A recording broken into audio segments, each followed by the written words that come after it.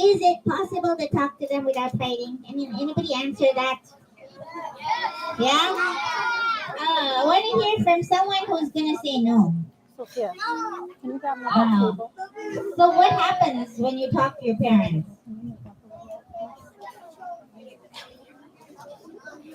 They get angry, they don't listen. And when you try to talk to them, come on, tell me what goes wrong when it goes wrong.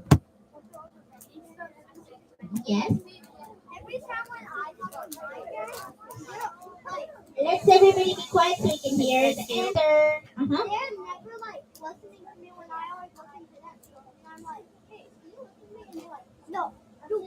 Oh, they don't listen when you talk. They get busy and they're like, stop, not right now. That's a good point. Any other points? What happens sometimes when you're trying to talk to parents? Yes, Khadija. They get angry. I don't know what it is with these parents. They get angry for no reason, right? They like to be angry, right?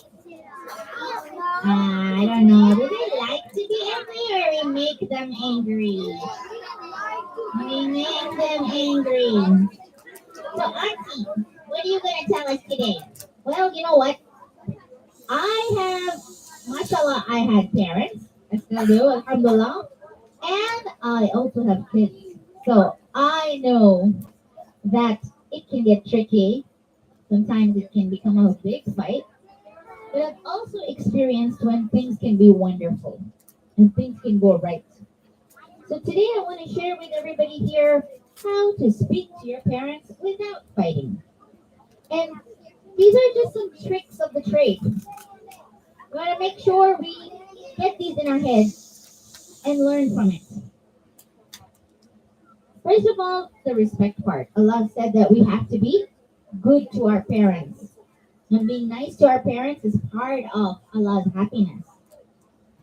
You mean Allah is happy when our parents are happy? That's right. And that's what the hadith you see up here. That if your parents are happy with you, it means Allah is happy with you. If you find your parents are angry, chances are Allah is also angry with you. Because parents, Allah has sent on this earth to guide us. They do Allah's work. Allah feeds us, but He doesn't feed us with His own hands. Yeah, no way. Allah doesn't have hands. Astaghfirullah. Right? He sends us food, but He makes our moms feed us. So He works through parents. I want to skip down to all the nice things I had here. These are tips that we can all learn from. So who was it who was saying, yeah, that when you talk, your parents don't listen? What's your name and the stripes? What's your name? Name. What is your name? You said when you talk to your parents, they don't listen, right? So here are some tips about why parents don't listen. When you choose your words carefully, people will listen to you. When you speak to somebody kindly, it makes a difference. And words, it's all about how you say it, what words you use, etc. Like, can we have an example? Like, okay, I know. What if I said, stop shouting, I don't yell? Or I said, can everyone please keep quiet? Can we have some silence, please? You see the difference there? Yeah. Shouting, stop it. Angry words will make people angry. So always remember when you're talking to somebody who was here today in the workshop this afternoon. Yeah, mashallah, at 6:30. So we talked about the things that make a conversation go bad. I'm so glad that you were all there because this is actually building up on that. But especially for those of us who are, because parents, they're like a boss. Yeah, they're the boss of me. Yeah. And sometimes when you have to talk to a boss, you have to know exactly how to get what you want out of that boss. You can't be yelling at your boss. You can't say, I want this and I want it now. You'll be like, excuse me, you work for me. Parents are our They do own us. We're born from them. They feed us, they take care of us. The list goes on. They are given this job by Allah. Do you know that if our parents didn't guide us, Allah will hold them accountable for it? Allah will punish them if we don't pray namaz? Well, Allah will say, I gave you this innocent child. You were supposed to guide this person. But you have instead, you neglected it, you left it. But then it's not my mom's fault. Sometimes I don't obey. It's not my mom's fault. It is not, exactly. That's why you have to obey. Because then she gets angry and she scolds, and then we say my mom's angry all the time. Right? So here's some tips. Don't blame. When you're talking to them, talk to them as if they're a king. There's a respect. You know, the fourth Imam, Imam Zainul Abidin alayhi salam,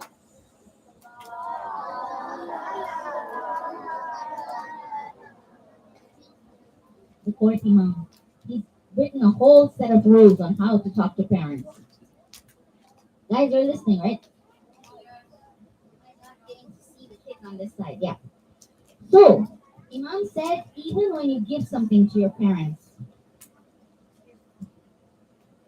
So, Sister Sophia, suppose you are my mom, a very young mom.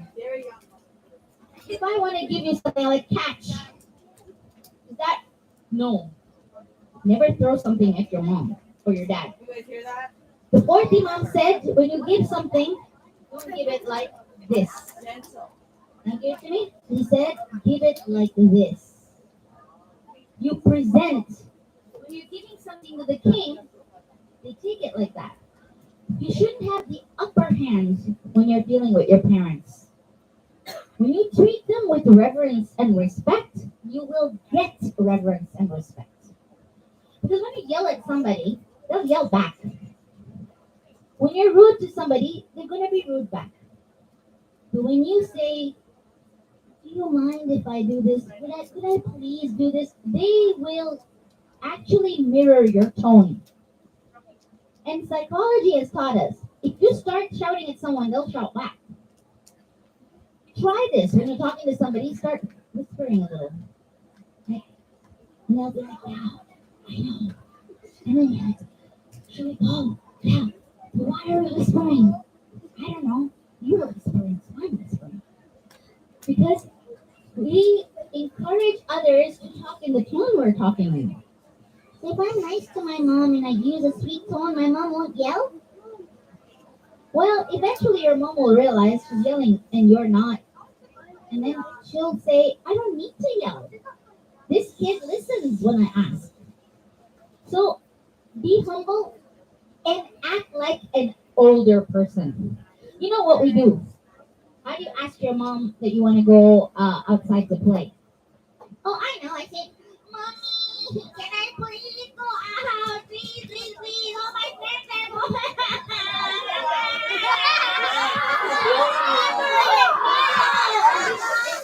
Exactly. But if you said, can you try? How would you ask as an adult? Here, I'm going to try, okay? I'm going to act like I'm a big girl. Mom, I know that we're really busy today and it's a bit too hot outside, but if I did all my chores and I put sunscreen on and I, like take care of myself and I stay where you can see me right there in the backyard, is it okay if I go outside? There's a difference in how that was said. Because if you're going to be whining, and if you're going to be begging, and if you're going to be like, stop putting your head on my head, they're going to treat you like a 4-year-old. If you act like a 12-year-old when you're 4, they're going to forget you're 4. They're going to say, you're so mature. So, here is that one about that person who was saying that they don't listen when you talk to them.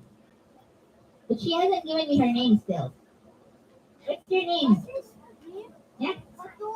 Batul. Oh, yes, Batul. You were here yesterday. But you can't. Can you see the screen? I can't see you. Yeah. Are there two Batuls? No, that's my friend. It's your friend. So, you know why somebody doesn't listen when you're talking to them? Sometimes it's because they're busy. So let's look at these things on the screen. Choose the moment. Suppose you wanna go to a birthday party that your friend has. It's not in Muharram, right? Yeah, no, not in Muharram. But like, if I want to go to a birthday party, or if I want to go to the park, or if I want to buy something, right? So you're saying I have to choose when I talk to my parents? You want me to make an appointment?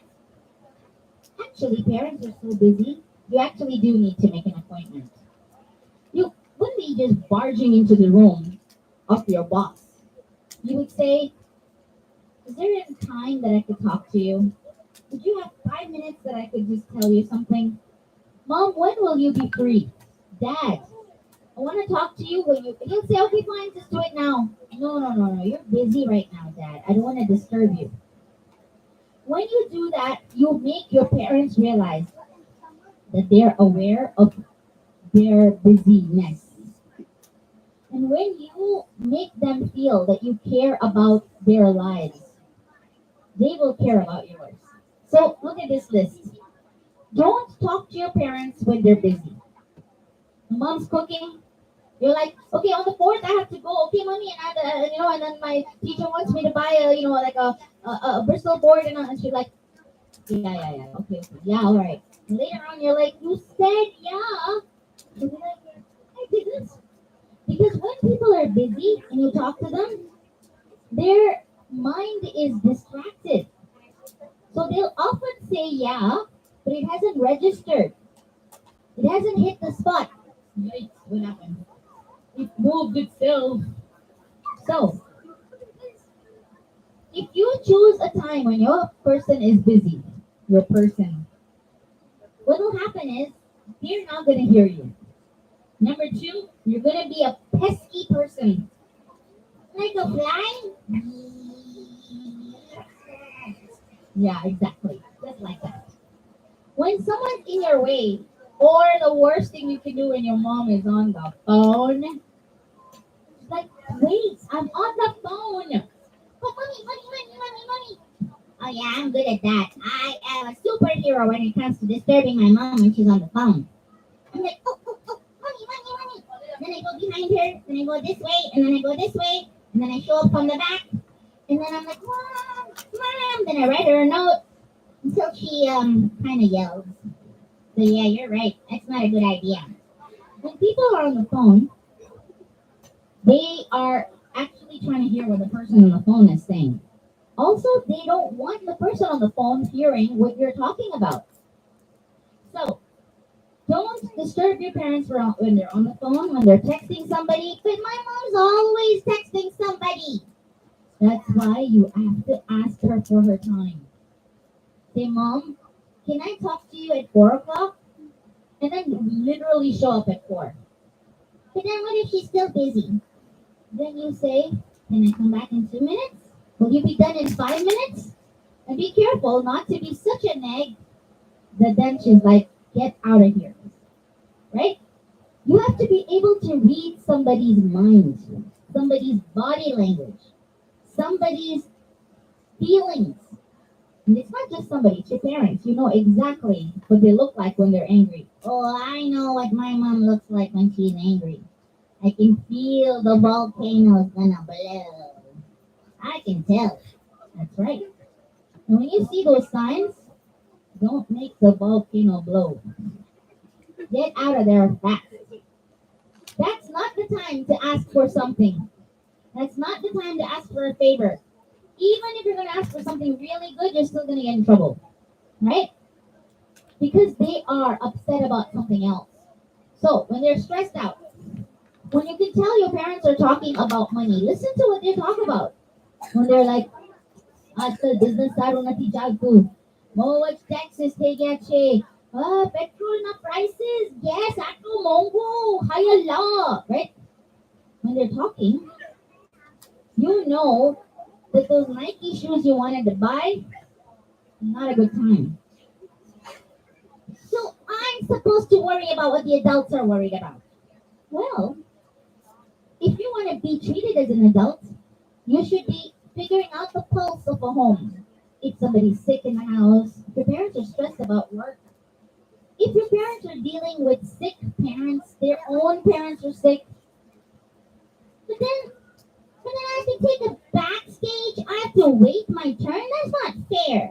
Well, life is not fair. But if you choose the moment properly, it can become fair. Another thing is when you know your mom is going through something or your dad. Sometimes parents can be depressed. You can see when somebody's depressed. Sometimes they're lying on the couch, not moving. Yeah, but sometimes my mom sleeps so much. Yeah, it's not sometimes because they're tired. It's because they're sad. And sleeping is often a way for people to escape their issues. Read your parents' hearts. The best thing you can do, even if you come for your own thing, is to come and ask your parents, how are you doing today, mom? Dad, are you tired? Dad, can I help you with something? Do that thing first for them. Help them out. And then when they're in a good mood is when you talk about yourself. When they're watching TV, often they're watching something so important. That's exactly when they're gonna find out who the murderer is. And then you come and you're like, mom. And she's gonna murder you, right? Yeah. It's gonna be your murder. So, one of the sentences to ask your mom or dad is, Dad, is this a good time? Usually it's like, no, it's not a good time. It's never a good time. But when you keep saying, I have to talk to you about something that's really important and it's upsetting me and I'm worried, most of the time your parents will stop everything and say, I don't want you to be worried. Is somebody bothering you at school? Are you being bullied? Is something due? If you don't tell your parents what is in your life, how do they know how to help you? If you shut your parents out, if you don't share your feelings, they're going to assume everything is hunky dory. A lot of times, parents will be like, what problems do you have? Like, you're a kid, you had no problems. But they don't understand we have problems too. Sometimes, the kids are making fun of us because we gained weight. Sometimes they make fun of us because we're too short. Sometimes they make fun of us because of our Islam. Sometimes they're making fun of us because we failed a test. Sometimes people are making fun of us because we did too well on a test. Like I got an A and my friends all hate me now. That's right. Talking to your parents about these things can help you get rid of this burden. I want to share a story with you. When I was young, you know what happened? My parents left me alone at home because I was a good kid. I was about 12. So my parents left me alone at home and I wanted to go out downstairs because we were living in an apartment. And my parents had told me to stay home. But there was a car that used to come in our building that would have library books. This is when I lived in Dubai. And we didn't have libraries in those days. So it was a car library. And it would only come once in a while. So I had a reason. We didn't have cell phones in those days. So I couldn't even ask that I wanted to go. I went down to the library, got the books, returned the books. So I went for a good cause. Then I realized, forgot the keys. I had locked the front door. Oh my God. Oh no, what did you do? Was it hot outside? Like Dubai is hot. Exactly, it was hot. So forget hot. I was burning of fear. My parents are going to find out I went out of the house and I forgot the keys. Now I'm locked out. I could get kidnapped. All sorts of things, were going on in my head. So I was really worrying, and the kids outside were all like, "What's wrong?" And all everyone like, "What's wrong?" I was crying, and I was like, "I can't get inside my house." So there was this one boy who was a tall boy. He was like, "I can climb into your house, and I can get the keys. I can open the front door for you." And he was like, "Really?" And he was like, "Yeah." not a big deal. I climb the building all the time. I'm Spider-Man, right? You're like, whoa, really? So he, so he's like, don't worry. So he climbed outside the building. We lived only on the, let's say, the second floor, I believe. So he just, grabbed onto he really was Spider-Man. He climbed on the balcony and he got into our balcony, opened the glass door because it wasn't locked, thank God. Came inside, unlocked the door, and let me in. I was like, Alhamdulillah. Now, what happened is, I was happy, things were solved, and at the end of the day, my parents came home. Did you tell them? Well, I forgot. I swear I got so busy. You didn't tell them? Well, yeah, I kind of got busy. Well, a day went by, 2 days went by, now it wasn't an issue. One day, my father, 2 days later, came to my mom and he said, my mom's name was Shireen. He said, Shireen, some robber came into our house 2 days ago. She was like, really, Habib? And he's like, yes. He's like, come, come, come. And in the balcony were footsteps of the tall boy's footprints. Oh, now you've been busted. Not only was I busted, I hadn't told my parents anything. That I had to go out, that I got locked. There's a huge story now that I have to tell my parents. So I kept quiet. Did your parents worry? Exactly. My parents were terrified that some man had entered the house because the footsteps came into the house and didn't come out of the house. They're like, the guy was in our house. Things must be missing. So it became a big fiasco. Long story short, I made my parents worry a lot. Me, being the good 12-year-old kid that I was, I started to burn with guilt. You were sorry, Auntie? I was very sorry. And the more my parents worried, the worse I felt. And the more I kept the secret, the bigger it grew. Now I thought they're going to kill me. They're going to beat me. They're going to be so mad because the problem kept getting worse and worse and worse. Oh, they would be now extra angry because you made them worry. Exactly. And you know what happened to me? I got sick. I got a fever. I was in bed. Because when you worry about something, it makes your body react. Yeah?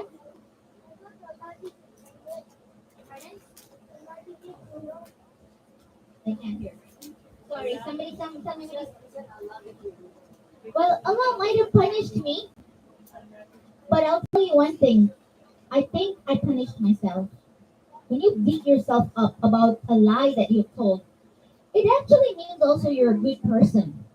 When good people lie, they feel guilty. And if you don't feel guilty, it means you don't have a conscience. Allah subhanahu wa ta'ala says he's closer to us than our jugular vein. What's the jugular vein? Jugular. Jugular? What is that? That is the vein that's the closest inside our throat. Can't touch it here. It's inside our throat. It's closest to our body.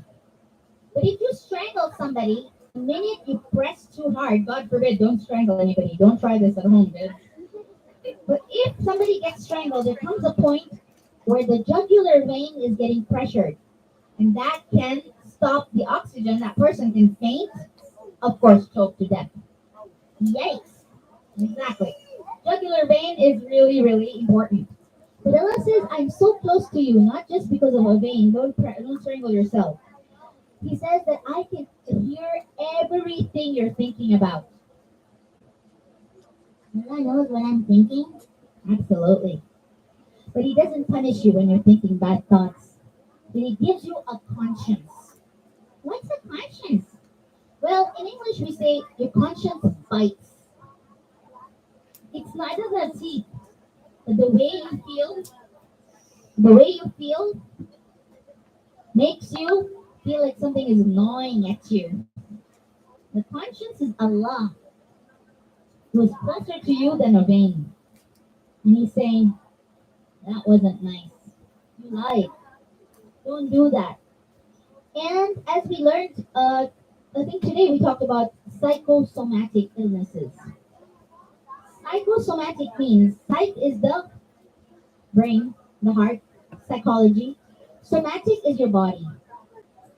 When you worry too much, when you're upset too much, your body can react as if it got an illness. It can give you an ulcer. So I made myself so sick. I was in bed. I had a raging fever. And my parents were so worried about me. They were all like, trying to, you know, keep a cloth on my head and giving me food. And what's wrong? When my dad came and sat with me, and he was like, "What's wrong? Why are you sick?" And there came a moment when I felt that I could tell him the truth. And I said, "Dad, I lied to you." You told him? He must have killed you. Actually, my dad said, "Honey, whatever it is, I'm here to hear you." Most of our parents are really nice. They might even get mad for a few minutes, but then they'll be like, "You got into trouble? Let me help you out of this one. You stole something and your principal found out?" First, they'll yell at you. Then they'll say, "Now, let me come and talk to the principal." Because if you do the crime, you got to pay the time. They're gonna be upset a little bit. But after that, they're problem solvers. They're gonna say, "Let me help you." What happened? There are people who I know who have stolen from a shop. They shoplifted. Got the cops coming. Parents were called. But it was these same parents who were upset and angry, but then helped them through the court cases. Helped them to talk to the police. Helped them so that you wouldn't get a criminal record. Parents are there to help us.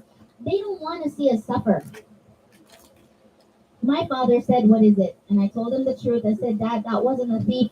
That was this boy in the neighborhood, and he climbed the window and this, that, and the other because I was locked out." And my dad, he laughed. I expected him to be angry, but he laughed. He was like, "Okay, so that's what happened. Alhamdulillah, there was no thief. But honey, am I such a bad father? Do I beat you? Do I yell at you? Why would you think I would be angry?" And I was like, "Because I lied." He said, "But I would have eventually understood you were locked out. I understand. You had a reason."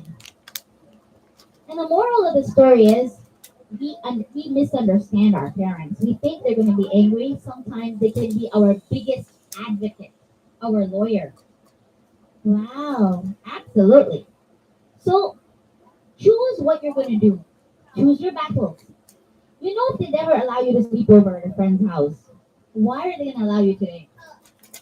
Why put yourself through this problem when you know that in the past your parents have never allowed you?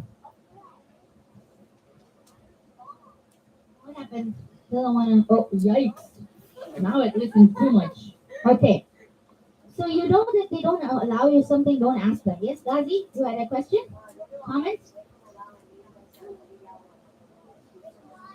Sorry, I can't even see you. Your lips, huh?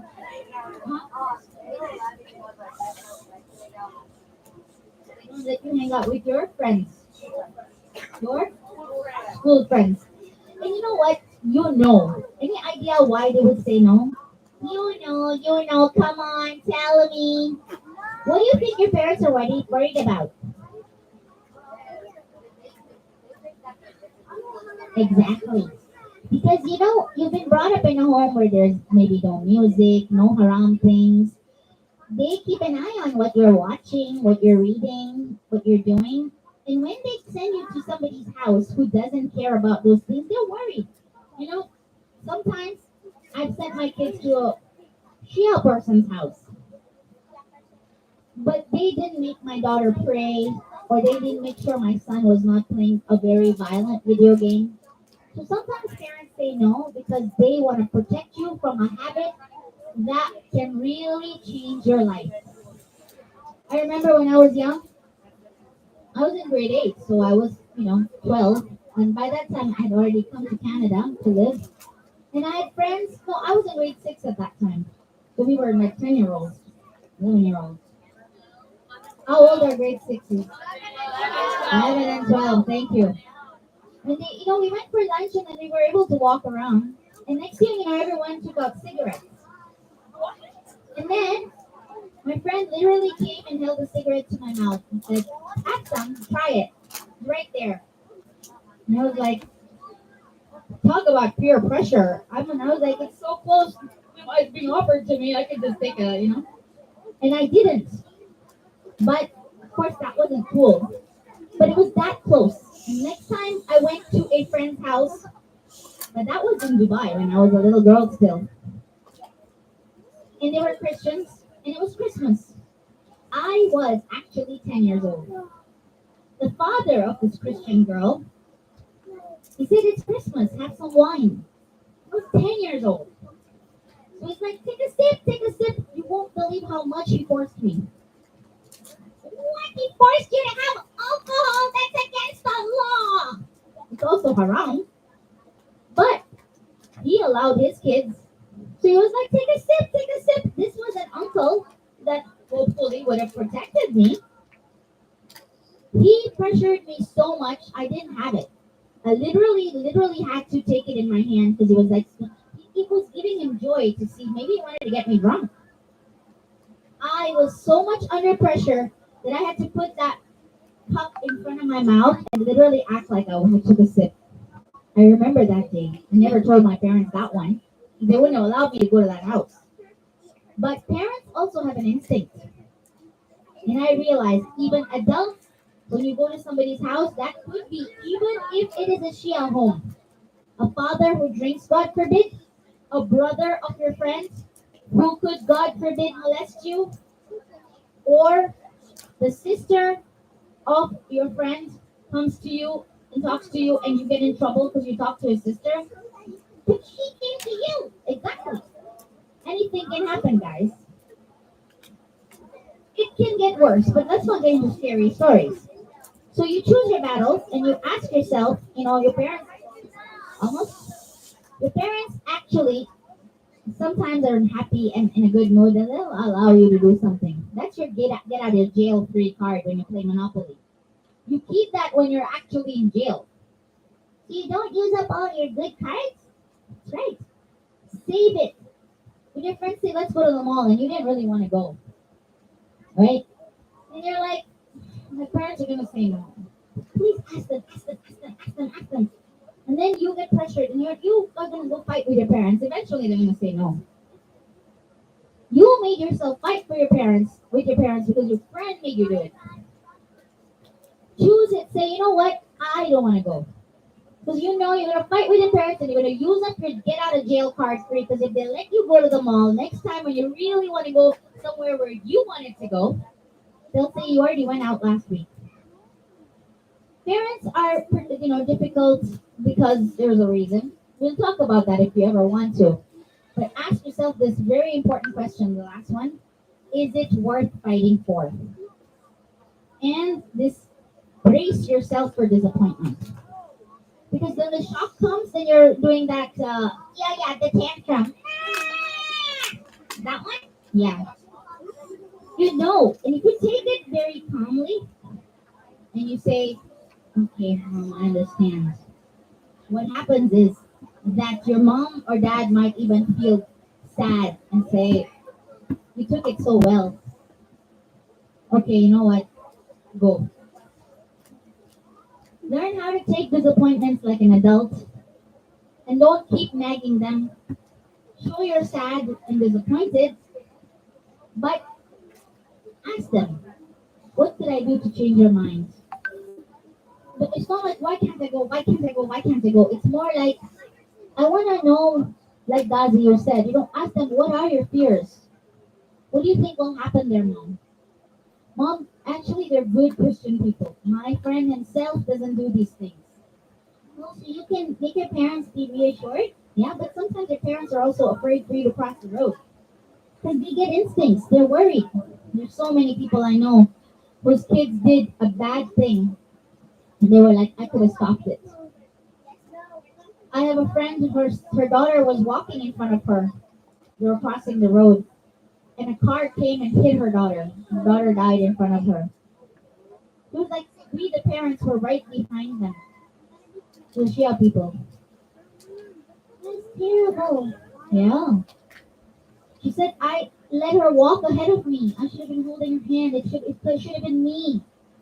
So parents are protecting us, and when they let us do stuff, then they're forever going to be guilty, right? Exactly.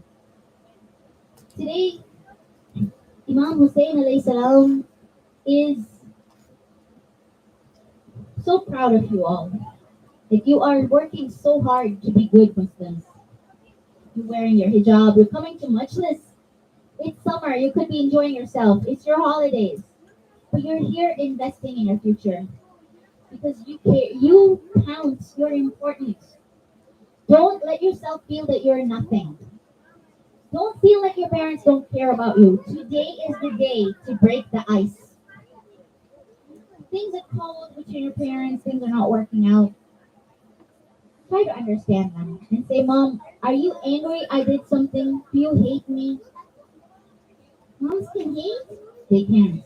Moms can hate our behavior.